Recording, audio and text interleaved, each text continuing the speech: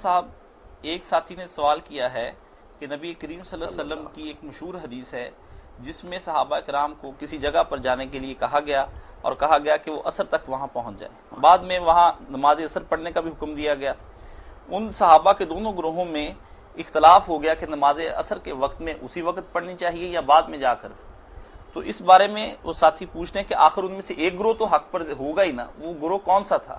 اس بارے میں وضاحت فرما دیں۔ میں حدیث پاک کا متن پڑھ دیتا ہوں جو صحیح بخاری میں ہے، کتاب المغازی ہے، باب مرج النبی صلی اللہ علیہ وسلم من الاحزاب مخرج الى بنی قریظہ و محاصرۃ ایام، کہ رسول اللہ احزاب کی جنگ سے لوٹے تو پھر آپ نے بنو قریظہ کا محاصرہ کیا، کیونکہ انہوں نے بھی اس جنگ میں غداری کی اور کفار کے ساتھ مل گئے۔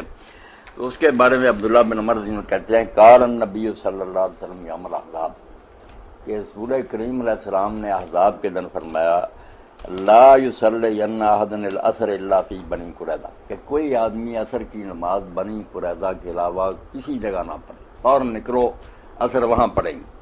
فادرک بعضهم العصر فی الطریق، بعض لوگوں کو راستے میں عصر کا وقت آ گیا۔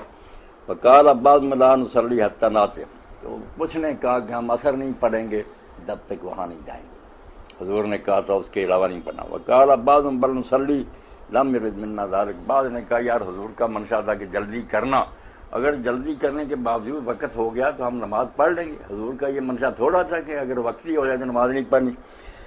فذکر ذلک للنبی صلی اللہ علیہ وسلم، تو یہ بات بعد میں نبی علیہ السلام کے سامنے بیان ہوئی کہ کچھ نے راستے میں نماز پڑھنی ہے، کچھ نے ابھی تک نہیں پڑھی۔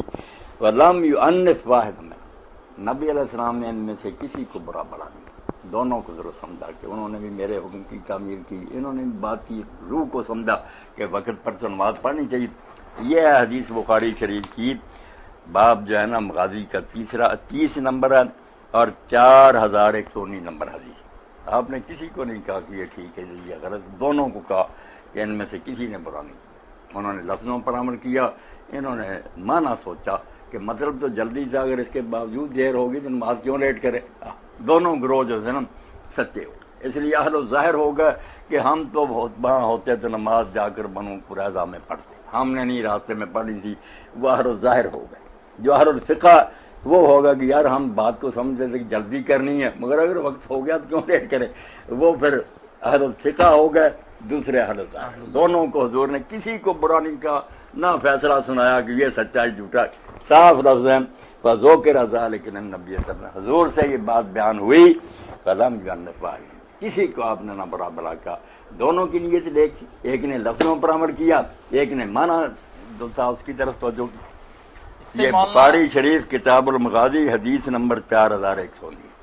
اس سے مولانا موجودہ دور کے فرقوں کے لیے بڑی روشنی ہے، اس بڑی روشنی کہ دین پر عمل کرنے میں اگر نیت نیک ہے نا، اور وہ ان میں اختلاف بھی ہو جائے، کوئی سمجھے آیت اور حدیث کا یہ مطلب ہے، دوسرا سمجھے، کوئی بات نہیں۔